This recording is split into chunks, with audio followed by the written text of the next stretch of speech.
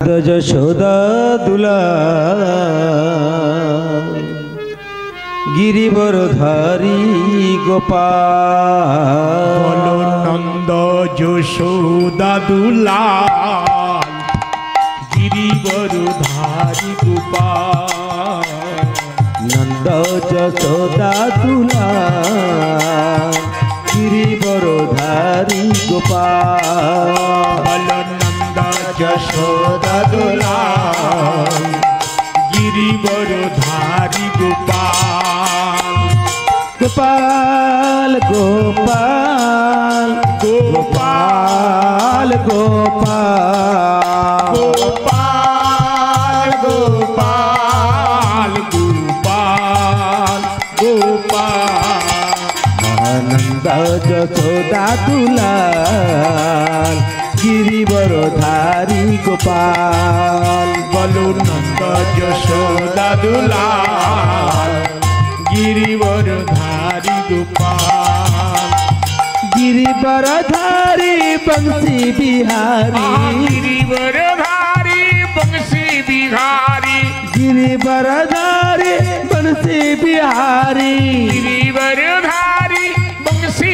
बिहारी नटवर सुंदर दुलाल नटवर सुंदर दुलाल बोलो गिरिवरधारी कुंज बिहारी नटवर सुंदर दुलाल नटवर सुंदर दुलाल नंद यशोदा दुलाल गिरिवरधारी गोपाल नंद यशोदा दुलाल गिरिवरधारी गोपाल नंद यशोदा दुलाल गिरिवरधारी गोपाल नंद यशोदा दुलाल गिरिवरधारी गोपाल नंदस्त्वात्मजयुत्पन्नी पन्नी जात हृद महामना महामनु आह्वय विप्रान् वेदज्ञान् वेदज्ञान् स्नातः शुचिरलङ्कृतः अलङ्कृत वाचयित्वा षष्ट्वायनं शस्तायनं जातकर्मात्मजस्य वै हरिष्वहि करयामास विधिव विधिव पितृदेवरचनं तथा नम तथा नंदस्त्वात्मजोत्पन्ने यात हाद महामना বিগত কাল আমরা আস্বাদন করেছিলাম নন্দাত্মজ জন্মগ্রহণ করেছেন নন্দ ভবনে ভগবান জন্মগ্রহণ করেছেন নন্দস্তু আত্মজ উৎপন্নে শ্রী শুকাচার্য ভগবান এখানে স্পষ্ট রূপে সংকেত দিচ্ছেন যে ভগবান শ্রীকৃষ্ণ নন্দ ভবনেই জন্মগ্রহণ করেছিলেন।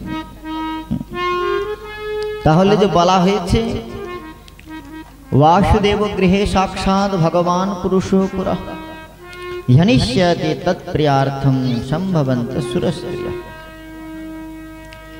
এখানে আমাদের আচার্যগণ অত্যন্ত গহন বিচার সংস্থাপন করেছেন। বললেন বস্তুত পক্ষে এত সময় দেয়া হলো কথা বলার জন্য,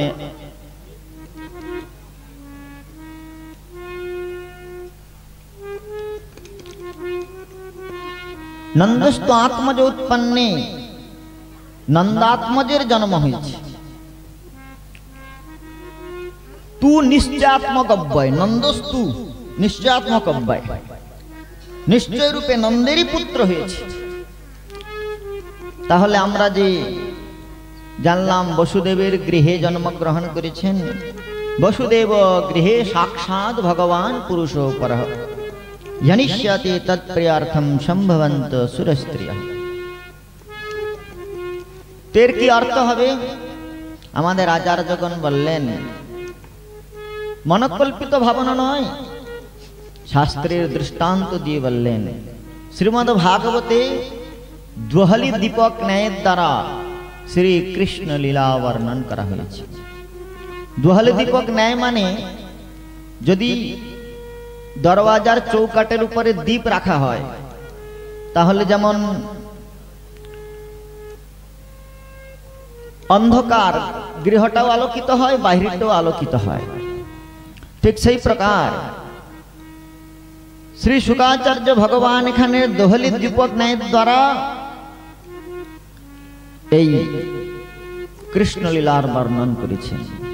কি প্রকার আমাদের আচার্যগণ হরিবংশ পুরাণের প্রমাণ উল্লেখ করে বললেন যে ভগবান বসুদেবের গৃহে জন্মগ্রহণ করেছিলেন, কিন্তু সেই ভগবান স্বয়ং ভগবান শ্রীকৃষ্ণ নহেন।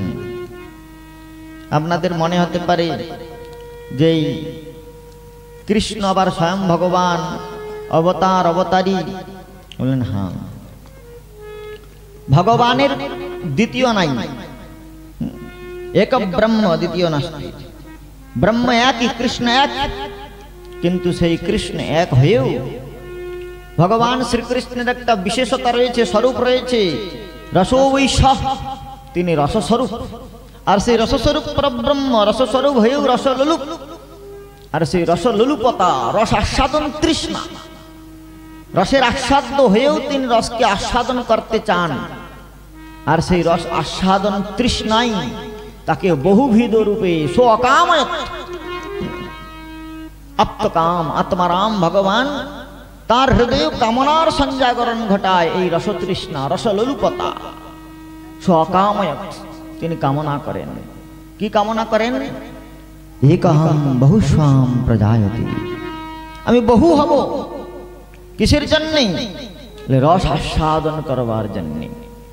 তাই এক হয়েও তিনি একসদ বিপ্রা বহুধা বদন্তি, এক হয়েও অনেক রূপ রূপায় বিষ্ণবে প্রভু বিষ্ণবে।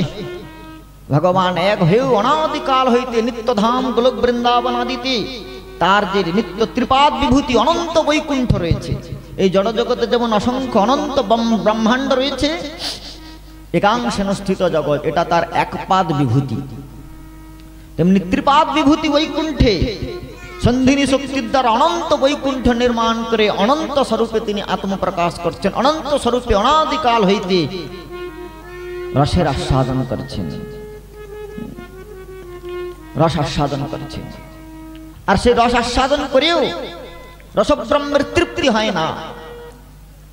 তাই বৈকুণ্ঠাদিতে নাই যে যে লীলার প্রচার, বৈকুণ্ঠাদিতে যে লীলা নাই সেই লীলার রসকে অভিনবত্ব রূপে অভিনব রূপে প্রতিক্ষণ শ্রী যুগ গোস্বামী পাদ ভগবত সন্দর্ভে বললেন যে লীলা পুরুষোত্তম ভগবানের এই প্রকার লীলা যে অনন্তকাল ধরে অনাদিকাল ধরে অনন্ত মুখে অনন্ত দেব কীর্তন করেও তার পরিধি প্রাপ্ত হন নাই।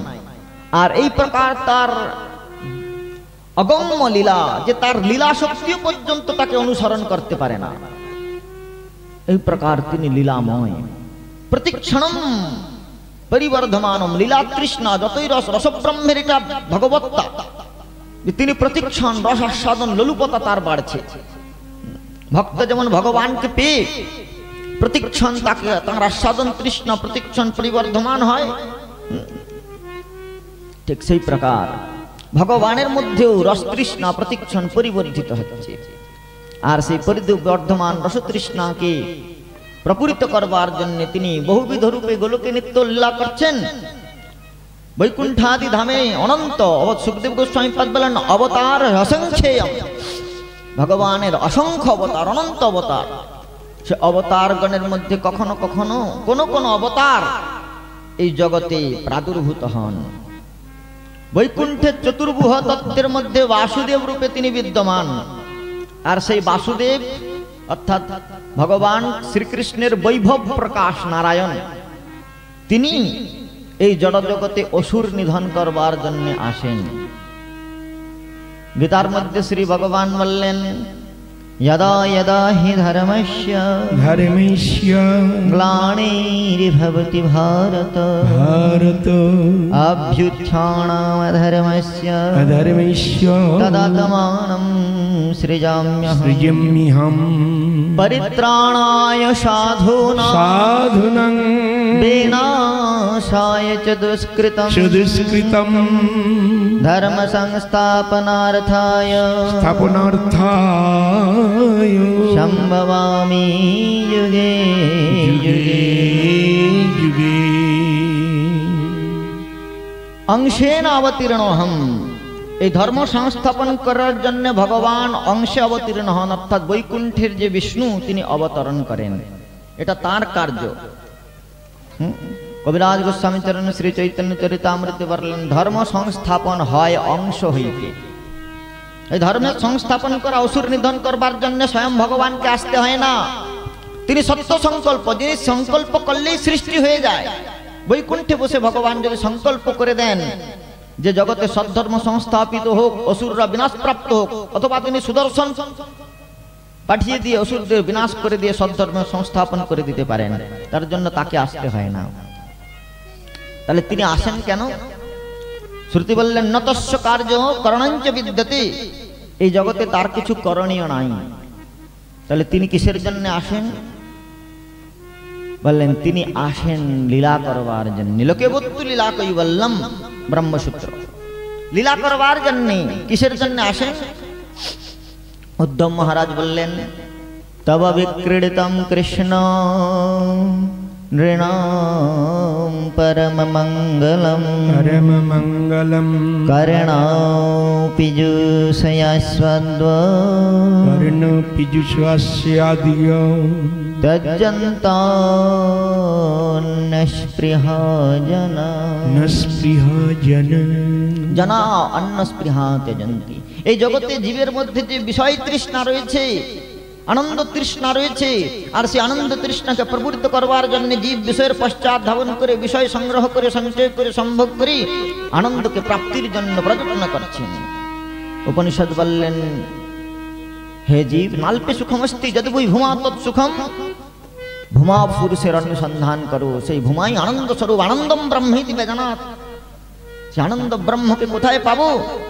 তাই আনন্দ ব্রহ্ম জীবের দুঃখ দুর্দশা সন্দর্শন করি আনন্দ কন্দ ভগবান শ্রী গোবিন্দ নাম ধারণ করে মূর্তিমান আনন্দ জীবগণকে, জীবগণের ইন্দ্রিয়গণকে, তৃষিত ইন্দ্রিয়গণকে গাম ইন্দ্রিয় সমূহানাম বিন্দতি হ্লাদয়তি ইতি গোবিন্দ। গোবিন্দ নাম ধারণ করে জগতে অবতরণ করেন। কৃষ্ণ নাম ধারণ করেন কিসের জন্য? তিনি কৃষির্বাচক শব্দ নষ্ট নিবৃত্তিবাচক তরিক পরব্রহ্ম কৃষ্ণমিত্যভিধীয়তে। জীবগণের বিষয়াসক্ত চিত্তবৃত্তিকে সমাকর্ষণ করে নিজ পাদ পদ্মে নিবৃত্ত রহিত অনন্ত অনাদি আনন্দে নিমজ্জিত করবার জন্য তিনি কৃষ্ণ নাম ধারণ করে অবতরণ করেন। জনানাম আরতি জ্যোতি খণ্ডয়তি জনার্দন, জীবগণের হৃদয়ের দুর্দশাকে মোচন করে তাকে নিজ আনন্দে সংপ্লাবিত করবার জন্য তিনি জনার্দন নাম ধারণ করেন। মুরাম মথনাতি মুরারি, জীবগণের ইতর কামনাকে দমন করে নিজ পাদ পদ্মের সৌন্দর্য সৌষ্ঠবী সুষমায় চিত্তবৃত্তিকে সৌরভান্বিত করবার জন্য তিনি মুরারি নাম ধারণ করে জগতে অবতরণ করেন। আর অবতরণ করে কি করেন? ভজতে তাদিশি ক্রীড়া, এই প্রকার লীলা করেন যা শ্রুতা তৎপরো ভবেৎ। যে লীলামৃতের শ্রবণে গায়নে চিন্তনে মননে নিধিধ্যাসনে জীব ভগবত পর হতে পারে। ভগবত লীলার তে অনুরক্ত চিত্ত ভগবানেতে তার চিত্তের অনুরক্তি ভক্তিম পরাম ভগবতী প্রতিলভ্য কাম হৃদরোগ মাসু অপহৃণত্ব অচিরেণ ধীর। যে লীলামৃতের শ্রবণ করে জীব অচিরাত এই বিষয় কলমশ থেকে মুক্ত হয়ে মুকুন্দ উপাসনায় রসস্থিতি লাভ করতে পারে। তো সেই জন্যেই তিনি আগমন করেন জীবগণকে নিজ পাদ পদ্মের মাধুর্য সন্দেশ প্রদান করবার জন্যে, নিজের লীলা মাধুর্যে, গুণ মাধুর্যে, বেণু মাধুর্যে, চরণ কমলে সৌন্দর্য সৌষ্ঠবে জীবের চিত্তবৃত্তিকে নিরাজিত করতে তিনি আগমন করেন, রস আস্বাদন করেন আর রসের আস্বাদন করান। গোপীনাথ রুকে দেন, বন্ধ করে দিন। রস আস্বাদন করেন তিনি স্বয়ং, আর রসের আস্বাদন দান করেন। জীবগণকে নিজের মাধুর্য আস্বাদন করান আর সেই মাধুর্য রসের আস্বাদনে জীবগণকে যেমন পরিতৃপ্তি করান, তেমনি রসব্রহ্ম নিজের রস আস্বাদন করেন। আমাদের আচার্যগণ অনেক সুন্দরভাবে বর্ণন করলেন যে স্বয়ং ভগবানকে এই অসুর নিধন করবার জন্য আগমন করতে হয় না। অসুর নিধন করা, ধর্ম সংস্থাপন করা, এগুলো সব অংশের কাজ। তাই কৃষ্ণর দ্বারে বিষ্ণু করে অসুর সংহারে, বিষ্ণুর কাজ। তাই যখন ভগবান বিষ্ণুর অবতরণের কাল হলো, তখন স্বয়ং ভগবান শ্রীকৃষ্ণ শ্বেতদ্বীপপতি নন্দনন্দন, যিনি নিত্যকাল নন্দাত্মজ, সে নন্দনন্দন ভগবানের, স্বয়ং ভগবানের অবতরণ কাল হলো। বস্তুত একই কৃষ্ণ। কৃষ্ণতে বিষ্ণুতে শ্রীরাম নারায়ণ বিষ্ণু কৃষ্ণ এগুলোতে কোনো ভেদ নাই, তত্ত্বও তো কোনো ভেদ নাই। কিন্তু রসকে আস্বাদন করবার জন্য তিনি বহুবিধ রূপে আত্মপ্রকাশ করছেন, বহু রূপে তিনি প্রতিভাত হয়েছেন। আর তার সেই সবগুলি স্বরূপই নিত্য। এই জন্য তিনি অভিচিন্ত তত্ত্ব, শ্রুতির অগম্য তত্ত্ব। মানুষ তার বিচার বুদ্ধি দ্বারা তার তত্ত্বকে চিন্তন করতে পারে না। পূর্ণমদঃ পূর্ণমিদং পূর্ণাৎ পূর্ণমুদচ্যতে পূর্ণস্য পূর্ণমাদায় পূর্ণমেবাবশিষ্যতে। পরব্রহ্ম পরিপূর্ণ তত্ত্ব, তার থেকে আরেক স্বরূপ হয়ে গেলেও তিনি কম হয়ে যান না। তা সেই পরব্রহ্ম স্বয়ং ভগবান শ্রীকৃষ্ণ কখন আসেন? বললেন ব্রহ্মার একদিনেতে হয় একবার অবতীর্ণ হইয়া করেন প্রকট বিহারী। ব্রহ্মার একদিনে স্বয়ং ভগবান শ্রীকৃষ্ণ একবার আসেন, শ্বেতদ্বীপপতি স্বয়ং ভগবান। আর ব্রহ্মার একদিনে 1000 সত্যযুগ, 1000 ত্রেতা যুগ, 1000 দ্বাপর যুগ, 1000 কলিযুগ হয়। তো 1000 দ্বাপর যুগের মধ্যে ব্রহ্মার একদিনে 14 মন্বন্তর ব্রহ্মার দিবস ভিতর, 14 মন্বন্তরে ব্রহ্মার একদিন। আর সত্য ত্রেতা দ্বাপর কলি এই প্রকার করে 76 চতুর্যুগে একটা মন্বন্তর, 14 মন্বন্তরে ব্রহ্মার একদিন। তো হিসাব করলে দেখা যায় যে ব্রহ্মার একদিনে 1000 দ্বাপর যুগ হয়। ওই 1000 দ্বাপর যুগের মধ্যে একবার মাত্র স্বয়ং ভগবান শ্রীকৃষ্ণ আসেন। আর প্রত্যেকবার শ্রীকৃষ্ণই আসেন বা দাপরে ভগবান শ্যাম পিতবাসা নিজ আয়ুধ সমন্বিত হয়ে দেবকীর গর্ভে, প্রত্যেকবারে দেবকীর গর্ভে বসুদেবের গৃহে কারাগারে ভগবান আসেন। অবতার কৃষ্ণ অর্থাৎ বৈকুণ্ঠের চতুর্ভুজ তত্ত্ব, শঙ্খ চক্র গদা পদ্ম আয়ুধ নিয়ে দেবকীর গর্ভে কংসের কারাগারে প্রত্যেক দাপরে আসেন।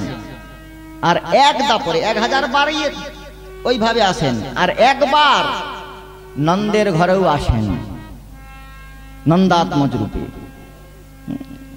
বৈবস্বত মন্বন্তরে অষ্টবিংশতি দ্বাপরে তিনি প্রাদুর্ভূত হয়েছিলেন অষ্টম ভাদ্র শুক্লপক্ষে অষ্টম তিথৌ বুধবার। আগামীকালকেরও বুধবার ছিল। মহাপ্রভুর জন্ম হয়েছিল শনিবারে, শ্রীকৃষ্ণের জন্ম হয়েছিল বুধবার। তো বুধবার দিনে ভগবান প্রকট হয়েছিলেন। একসঙ্গে 2 জায়গায় কৃষ্ণ জন্মগ্রহণ করেছিলেন। এক হচ্ছেন অবতার কৃষ্ণ বসুদেবের গৃহে, আর হচ্ছেন অবতারী কৃষ্ণ নন্দের গৃহে। শাণ্ডিল্য ঋষি ছিলেন নন্দ মহারাজের পুরোহিত, কুলপুরোহিত। আর গর্গাচার্য হলেন যদুবংশের কুলপুরোহিত, বসুদেবের কুলপুরোহিত। একদিন নন্দ বাবা বললেন, অনেক আয়ু হয়ে গিয়েছে, সন্তান সন্ততি হয় নাই। শাণ্ডিল্য ঋষি বললেন যে আপনি 10,000 গোপাল মন্ত্রে যজ্ঞানুষ্ঠান করুন। নন্দ বাবা গোপাল চম্পুতে বর্ণন করা হয়েছে। নন্দ বাবা ব্রাহ্মণদের দিয়ে 10,000 গোপাল মন্ত্র জপ করালেন। যমুনার তীরে যজ্ঞ অনুষ্ঠান করলেন। যজ্ঞ অনুষ্ঠানে ব্রাহ্মণগণকে প্রচুর দান করলেন। আর তাতে প্রসন্ন হয়ে ব্রাহ্মণগণ বললেন পুত্রবান ভব, আশীর্বাদ দিলেন। নন্দ বাবা বললেন আপনাদের আশীর্বাদ, আপনার তো আশীর্বাদ দিলেন, কিন্তু এত আয়ু হয়ে গিয়েছে, এখন কি আর পুত্র জন্ম হবে? ব্রাহ্মণগণ বললেন আমরা হৃদয় থেকে আশীর্বাদ দিচ্ছি, আপনি পুত্রবান হবেন। একদিন নন্দ বাবা রাত্রে স্বপ্ন দর্শন করলেন। গোপাল চম্পুতে যুব গোস্বামীপাদ লিখছেন যে এক দিব্য দ্বিভুজ মুরলীধর দিব্য কায় বালক দিব্য দ্যুতি সমন্বিত নীল কমল সদৃশ বালক তার হৃদয়ের উপর ক্রীড়া করছেন। একই সময় যশোমতী মাতাও স্বপ্ন দর্শন করলেন, আর যশোমতী মাতা নন্দ বাবার হৃদয় হইতে সেই শ্রীকৃষ্ণ যশোদার হৃদয়ে প্রবেশ করলেন। আসলেন রসব্রহ্ম, আসলেন কিসের জন্যে? বললেন রসকে আস্বাদন করবার জন্যে। বৈকুণ্ঠ আদিতে নাই যে লীলার প্রচার, কত এগুলোর একটু হালকা করে বর্ণন করে দিয়ে যাচ্ছি। আমাদের আচার্যগণ যে প্রকার রসপরক বর্ণন করেছেন। বললেন ঠাকুর আসলেন কেন? প্রথমত ভগবান চিন্তা করলেন বৈকুণ্ঠে যদি ভগবান হয়ে শুয়ে থাকি সব সময়, তাহলে সুগার বেড়ে যাবে। সব সময় শুয়ে থাকলে সুগার বেড়ে যাবে কিনা? তো কি করতে হবে? বলে দৌড়া দৌড়ি করতে হবে, একটু গরু চড়াতে হবে। বৈকুণ্ঠ আদিতে নাই যে লীলার প্রচার, বৈকুণ্ঠে কি নাই? বলে গরু চড়ানো যায় না। তাহলে ভগবান আসছেন কিসের জন্যে? বলে গো দ্বিজ সুরারতি হরাবতার, গাভীগণকে গোচারণ করবার জন্য গোবিন্দ আসছেন, গোচারণ করবার জন্য। বলে বৈকুণ্ঠে গরু চড়ানো যায় না? বলে না, গরু চড়ানো যায় না। কি কি লীলা বৈকুণ্ঠে? কি কি লীলা নাই? প্রথমত বৈকুণ্ঠেতে জন্মাদি লীলা নাই। নন্দ যশোদার নিত্য পিতামাতা অভিমান, পিতৃমাতৃ অভিমান। তাই এখানে জন্মলীলা, জন্ম হয়ে কি প্রকার আনন্দ হয়, ক্রোড়ে হওয়ার কি সুখ। ভগবানের আস্বাদন করবার ইচ্ছা হলো, রসব্রহ্মে রসাস্বাদন তৃষ্ণা হলো। তাই ক্রোড়ে হওয়ার জন্য জন্মগ্রহণ করলেন, গরু চড়ানোর জন্য জন্মগ্রহণ করলেন। যে ব্রহ্ম শ্রুতিভি প্রেমিজ্ঞাম, শ্রুতিগণ যার অনুসন্ধান করেন, সেই শ্রুতির অন্বেষ্টব্য তত্ত্ব ব্রজে এসে গোচারণ করলেন। ত্রেণাচরানুগম শ্রীনিকেতনম, শ্রীর নিকেতন স্বরূপ, লক্ষ্মীর আশ্রয় স্বরূপ পরব্রহ্ম ব্রজে এসে গোচারণ করলেন। কেন? গরু চড়ালেন কিসের জন্য? গরু চড়ায় কি? আচ্ছা, গরু চড়ানোর জন্য অন্য কোথাও যেতে পারতেন, বৃন্দাবনেই আসলেন কেন? অনেক কারণ রয়েছে। বৃন্দাবনেই আসলেন কেন? বলে বৃন্দাবন হচ্ছে প্রেমের আপ্লাবন ভূমি, পরব্রহ্মের কাছে সবকিছু রয়েছে। প্রেমের আস্বাদ্য তিনি, প্রেমের দ্বারা অনুভূত তত্ত্ব তিনি, কিন্তু প্রেমের অনুভব তার নাই। প্রেম শিক্ষা করতে ভগবান আসলেন। জগৎগুরু শ্রীকৃষ্ণ গুরুকরণ করতে আসলেন, প্রেমের গুরুকরণ করবার জন্য তিনি ব্রজে আসলেন। রাধিকা প্রেমের গুরু, আমি শিষ্য নয়। আর গুরুকরণ করতে গেলে তো গুরু দক্ষিণা দিতে হবে, গুরু সেবা করতে হবে। তাই ব্রজে এসে গোচারণ করে গুরুগৃহের সেবা করলেন। শ্রী রাধিকা প্রেমের গুরু করলেন। গোপীগীতে গিয়ে আস্বাদন করব আমরা বিশেষভাবে। আর কি বললেন? ওখানে বৈকুণ্ঠে অসুর মারণ আদি লীলা নাই। একটু কুস্তা কুস্তি করবার ইচ্ছা হলো ভগবানের, অসুরদের মারতে হবে। এখন তো মানে বৈকুণ্ঠে তো ওই কি বলে, এখন লোকে যায় না, সকালবেলা হলে জিম করতে, জিম সেন্টার নাই। তাহলে কি করতে হবে? বলে অসুর মারণ করতে হবে, অসুর মারণ করতে হবে। অসুর মারণাদিল্লা যুযুৎসারসাদন করবার ইচ্ছা হলো। কংসাদি অসুরগণকে, নির্ভৃতগণকে অসুর রূপে প্রেরণ করে দিলেন। বৈকুণ্ঠ আদিতে নাই যে লীলার প্রচার। আর কি করলেন?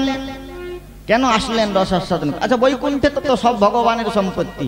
ভগবানের ইচ্ছা হয় একটু ভগবত ভাব বিস্মৃত হয়ে গিয়ে, ভগবান এই কথাটা ভুলে গিয়ে, কখনো কখনো প্রধানমন্ত্রী, রাষ্ট্রপতি, তাদের ইচ্ছা হয় সামান্য মানুষের মতো জীবনযাপন করবার। যেখানে যাবে 50-60টা করে সিকিউরিটি নিয়ে, ভালো লাগে না। তো সেই জন্যে তাদেরও একটু পরব্রহ্মের ইচ্ছা একটু ভগবত ভাব বিস্মৃত হয়ে লীলা করবার জন্য।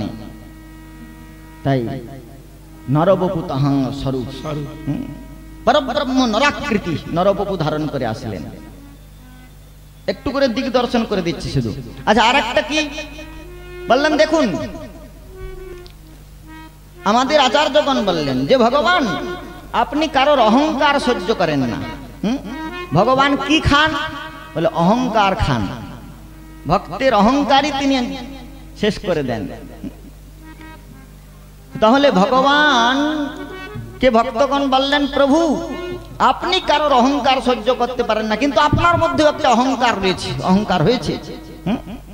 আর অহংকারের প্রকাশটা ভগবান নিজে করে দিয়েছেন, বুক ফুলিয়ে একদম ছাতি ফাটিয়ে বলে দিয়েছেন, দেখো আমার থেকে শ্রেষ্ঠ তত্ত্ব আর কিছু নাই।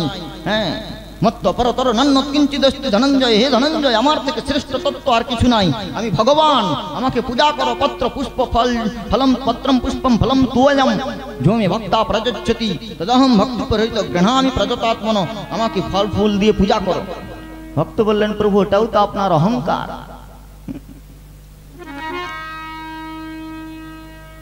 আমরা এই প্রকার অহংকারী ভগবানের আমাদের প্রয়োজন নাই। ভগবান বললে, যা, নেতা যদি কখনো ভাষণ দিতে গিয়ে ভুল লেকচার দিয়ে ফেলে, তাহলে সে সেটা সংশোধন করবার জন্য পরে আবার ওখানে এসে বলে, না না আমি আপনাদেরই সেবক, জনতার সেবক। তাহলে ভগবান বললেন, আমি লেকচার দিতে গিয়ে কুরুক্ষেত্রের যুদ্ধে মুডে বলে ফেলেছি আমার থেকে শ্রেষ্ঠ তত্ত্ব আর কিছু নাই, অহংকার হয়ে গিয়েছে।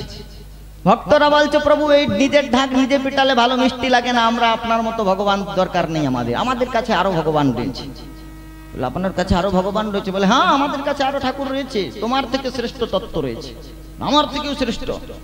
বলে, হ্যাঁ তোমার থেকেও শ্রেষ্ঠ তত্ত্ব রয়েছে, যে কানতে পারে, ধুলায় গড়াগড়ি দিতে পারে, তুমি তো বৈকুণ্ঠে বসে থাকবে, তোমার পায়ের ধুলাও পাওয়া যাবে না, ক্ষীরোদ সাগরের তীরে বসে থাকো, আমরা যে একটু চরণ ধুলি নেবো তারও ব্যবস্থা নাই, তোমার ক্ষীরোদ সাগরে শুয়ে আছে থাকবে। আর আমাদের ইষ্টতত্ত্ব, আমাদের ভগবান এমন, আমরা এমন ভগবান, ভক্তের ভগবানের অনন্ত গুণ রয়েছে, যেমন শ্যাম সুন্দর অচিন্ত গুণস্বরূপম, কিন্তু ভগবানের কাছে ভক্তের কাছে ভগবান এই জন্য প্রীতির আস্পদ হয়, প্রেমের আস্পদ হয়। কোন গুণের জন্য? দেখুন, একজন পুরুষের বা একজন রমণীর অনেক গুণ থাকতে পারে, কিন্তু তার যে প্রেমিক সে তার একটা গুণের দ্বারা ভালোবাসে, সেই গুণটা থাকার জন্য বলে আর কিছু না থাক, ওই গুণটা তার আছে।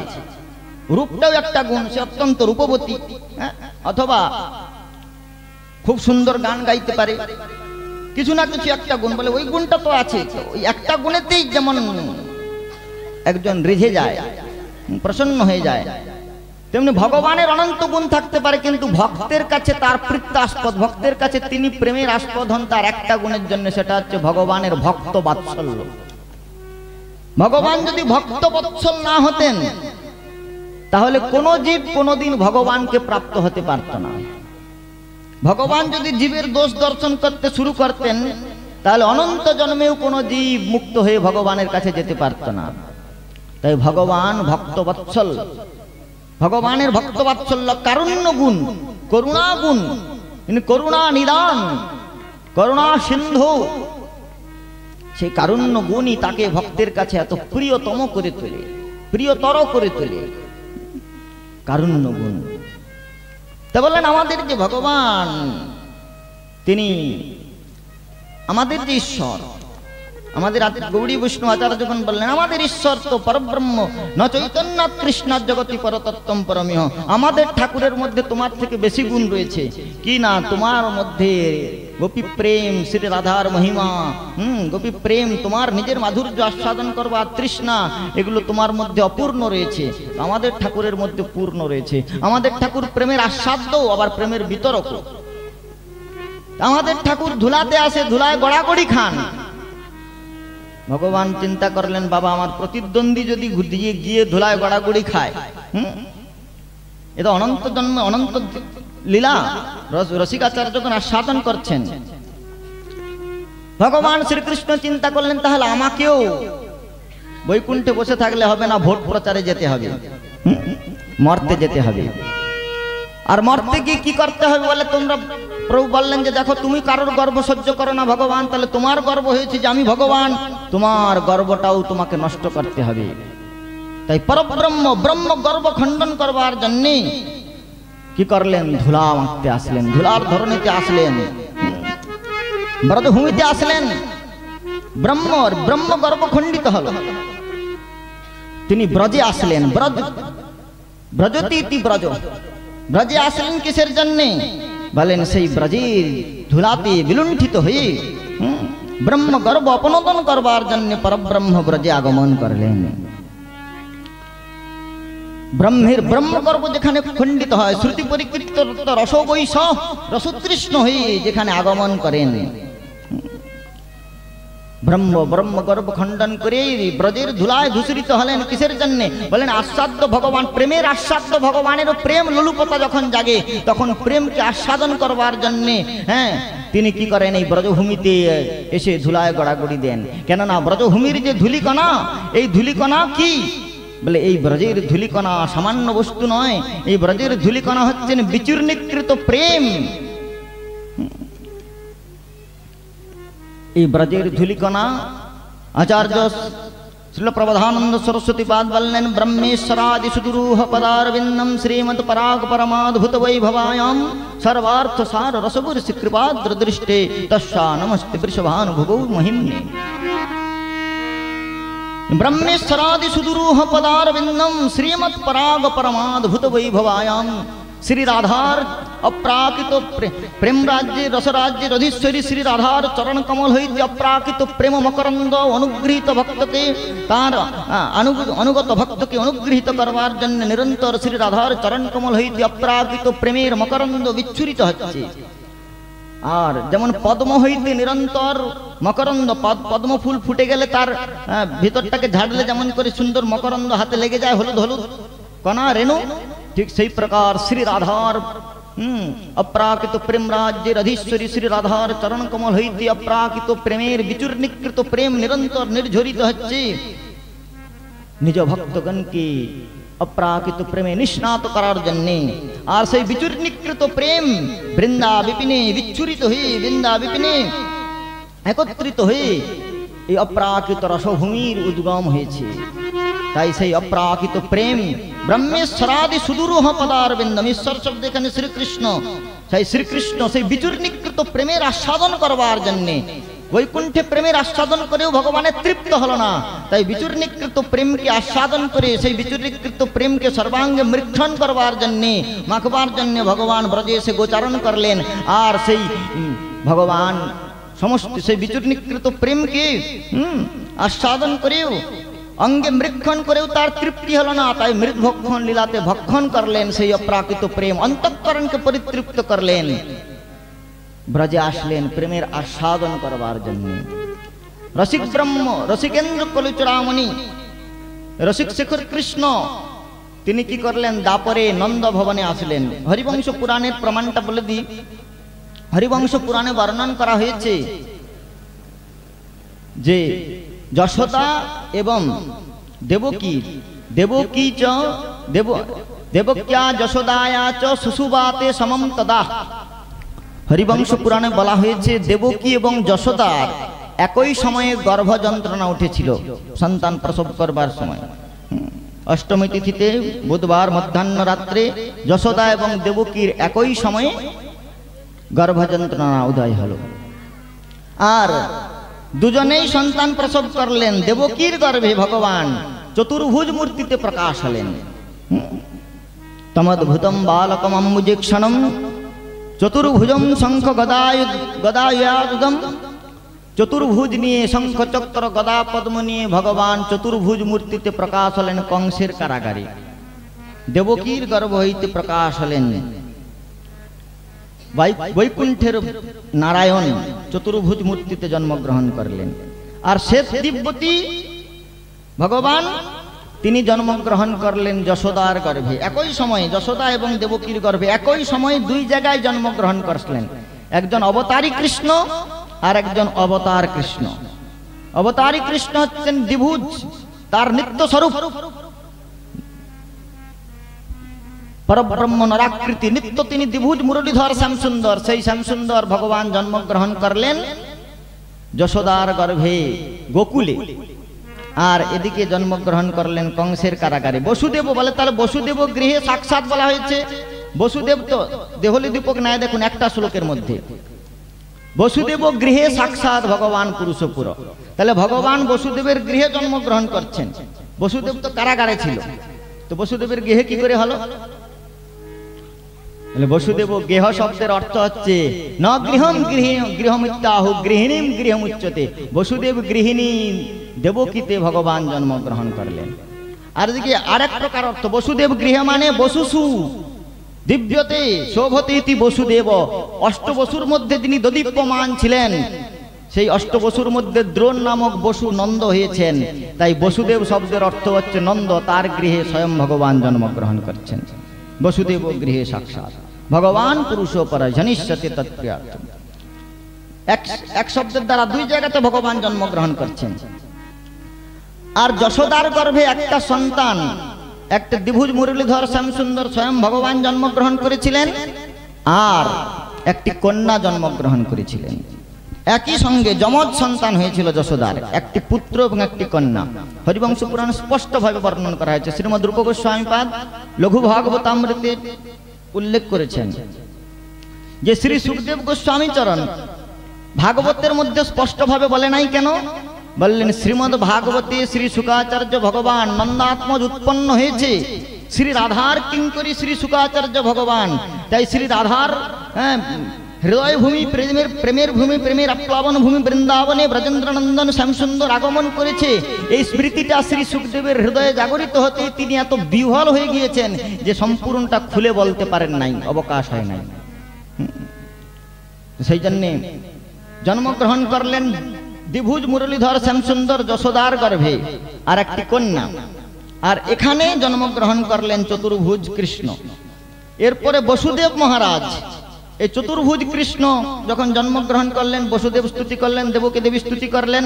দেবকী দেবী স্তুতি করে গতকাল আমরা শুনেছিলাম, দেবকী দেবী বললেন বহুব প্রাকৃত শিশু, হে প্রভু আপনি প্রাকৃত শিশুর মতো হয়ে যান, আমি আপনাকে একটু বাৎসল্য ক্রোড়ে ধারণ করে একটু বাৎসল্যের অনুভব করি। এখনই তো হয় আমার ভ্রাতা আপনাকে মেরে ফেলবে, না হলে আপনাকে কোথাও চলে যেতে হবে, তো আমি একটু আপনার বাৎসল্য অনুভব করি। তাই যখনই ভগবান বললেন যে বহু প্রাকৃত শিশু, দেবকী মাতা ভগবানকে বললেন আপনি একটু প্রাকৃত বালকের মতো, মানে সামান্য বালক যেরকম দুই ভুজ ধারণ করে, কেননা চতুর্ভুজ ভগবানকে তো আর ক্রোড়ে ধারণ করা যায় না। চতুর্ভুজ ভগবানকে দেখে ভাগবত খুলে দেখবেন দেবকী বসুদেব স্তুতি করেছেন ভগবানকে। তো সেই জন্যে যখন দেবকী দেবী প্রার্থনা করলেন বহু প্রাকৃত শিশু, হে প্রভু আপনি দ্বিভুজ মুরলীধারী বালকের মতো হয়ে যান, তখন ওই যে যশোদার গর্ভে যে স্বয়ং ভগবান শ্যামসুন্দর জন্মগ্রহণ করেছিলেন কৃষ্ণ, ওই অবতারই কৃষ্ণ যখন আসেন আর সব অবতার তাতে আসি মিলে। শ্রীভগত যখন বললেন, ওখানে যখন চিন্তা করলেন, ওখানে তো যোগমায়ার সঙ্গে ভগবান জন্মগ্রহণ করেছেন। তো যখনই এখানে দেবকী দেবী চিন্তা করলেন যে প্রভু আপনি দ্বিভুজ মুরলীধর হয়ে যান, তখনই ওই যোগমায়া কি করলেন, ভগবান যোগমায়া শক্তির প্রেরণাতে এই চতুর্ভুজ মূর্তির কাছে আসলেন দ্বিভুজ মুরলীধর। আর দ্বিভুজ মুরলীধরকে দেখে অবতারী কৃষ্ণের কাছে এসে অবতার কৃষ্ণ যে চতুর্ভুজ তার মধ্যে প্রবেশ করে গেলেন। প্রবিশদ বাসুদেবস্তু শ্রী লীলা পুরুষোত্তমে, লীলা পুরুষোত্তম ভগবানেতে বাসুদেব অংশটা প্রবিষ্ট হয়ে গেল, অবতারীর মধ্যে অবতার প্রবেশ করে গেল। এই জন্য আর সেই দ্বিভুজ মুরলীধর শ্যামসুন্দরকে নন্দ মহারাজ বসুদেব মহারাজ নন্দ ভবনে রেখে আসলেন। সেই জন্য আর সেখানে একটি কন্যাকে দেখতে পেলেন, কেন কি ওই পুত্র এখানে চলে এসে তার মধ্যে প্রবিষ্ট হয়ে গিয়েছে, দ্বিভুজ মুরলীধরের মধ্যে চতুর্ভুজ প্রবিষ্ট হয়ে গিয়েছে, জলদে দামিনী যথা দৃষ্টান্ত দেওয়া হয়েছে, প্রবেশ করে গিয়েছেন। সেই জন্য ওখানে গিয়ে কেবল একটি কন্যাকে দেখতে পেলেন। তো এই প্রকার কৃষ্ণ জন্মলীলা রহস্য। এই জন্য ভগবান বললেন জন্মকর্ম চমে দিব্যম যো ব্যক্তি তত্ত্বত ত্যক্ত্বা দেহং পুনর্জন্ম নৈতি মামিতি সর্জুন। তাই ভূমা পুরুষ ভূমিতে আসলেন রস আস্বাদন করবার জন্যে স্বয়ং ভগবান, আর অসুর নিধন করবার জন্যে তার মধ্যে চতুর্ভুজ রূপে প্রবিষ্ট হয়ে অংশ কৃষ্ণর দ্বারে বিষ্ণু করে অসুর সংহারে আমাদের অনেক দূর যেতে হবে। তো এই প্রকার নন্দ ভবনে বসুদেব মহারাজ রেখে আসলেন। নন্দ ভবনে নন্দের আলয়ে কৃষ্ণ দিনে দিনে বাড়ে। সেখানে নন্দ বাবা অনেকদিন পরে পুত্র হয়েছে, তাই কি করলেন, আহ্বান বিপ্রাণ বেদ জ্ঞান স্নাত সূচির অলঙ্কৃত। তো সেই নন্দ বাবা বাচৈতা সস্তায়নম জাত কর্ম মজস্ব বৈ, নন্দ বাবা কি করলেন, ব্রাহ্মণদের ডেকে ষষ্ঠী বাচন আদি করলেন, তিলাদ্রি সপ্তরত্নৌঘ প্রচুর পরিমাণে দান করলেন, ব্রাহ্মণগণকে বিপ্রগণকে দান করলেন। ধেনু নাম নিযুতে প্রাদাদ বিপ্রেভ্য সমলঙ্কৃতে তিলাদ্রিন সপ্তরত্নৌঘ সাত কুম্ভ পরাবৃতান সাতখানা তিলের পাহাড় সদৃশ তিল, হ্যাঁ, চাউল ইত্যাদি আর ধেনু নাম নিযুতি প্রাদাদ অযুত অযুত গাভী দান করতে শুরু করলেন। আর সমস্ত গোপগণ গোপীগণ গোয়ালবাল তারা সকলেই এতদিন পরে তাদের প্রাণের গোপাল জন্মগ্রহণ করেছে সেই নীলাম্বুজম, নীলাম্বুজ শ্যাম সুন্দর যশোমতির ক্রোড়ে যেন যশোমতির বাৎসল্য সরোবরের মধ্যে নীল কমল ভগবান ক্রীড়া করছেন। সমস্ত গোপীগণ তারা সুন্দর অলঙ্কার ধারণ করে সেই নন্দাত্মজ যশোদার নয়নমণি শ্যাম সুন্দরকে দর্শন করতে আসছেন। গোপ্যা সুমিষ্ট মণিকণ্ঠন নিষ্কণ্ঠ্য চিত্রাম্বরা পথিশিখা চ্যুতমাল্যবর্ষ নন্দালয়ং সবলয়া ব্রজতীর্বিরেজু ব্যলোলকুণ্ডলপয়োধরহারসে। তারা সকলেই তাদের নতুন নতুন বস্ত্র আভূষণ পরিধান করে সেই নন্দ ভবনে আসছেন। আর এসে এই প্রেমের বৈশিষ্ট্য দেখুন যে ভগবানের ব্রজেতে ভগবান ভগবত্তা বিস্মৃত হয়ে গিয়েছেন। ভগবানের ভগবত্তা সেখানে ব্রজবাসীগণের প্রেম এই প্রকার যে ভগবানকে তারা ভগবান বলে মনে করে না। প্রেমের প্রাবল্যে ভগবানকে তারা তাদের আপনত্ব করে প্রিয়ের দেবতা করি, দেবতারে প্রিয় করি প্রিয়ের দেবতা। তাই যশোদার সমস্থানীয় যে সমস্ত গোপীগণ তারা হলদি চন্দন দিয়ে তৈলসক্ত করে শ্রীকৃষ্ণের ললাটে টিকা দিয়ে আশীর্বাদ দিচ্ছেন। তাশীষ প্রজুঞ্জানম চিরম পাহিতি বালকে হরিদ্রা চূর্ণ তৈলবধি সিঞ্চন্ত্য জনম জগু। হরিদ্রা চন্দনাকে তৈলের মধ্যে তৈলের দ্বারা সিক্ত করে গোপালের ললাটে টিকা দিয়ে আশীর্বাদ দিচ্ছেন। চিরম পাহিতি বালকে, হে যশোদা তোমার বালক চিরঞ্জীবী হোক। আর গোপীগণ তারা অত্যন্ত আনন্দের সহিত আশীর্বাদ দিচ্ছেন কৃষ্ণকে, ভগবানকে আশীর্বাদ দিচ্ছেন। প্রেম এই প্রকার, প্রেমাস্পদকে নিজের থেকে ছোট করে দিয়েছে, ভগবানকে আশীর্বাদ দিচ্ছেন আর আনন্দে গাইছেন।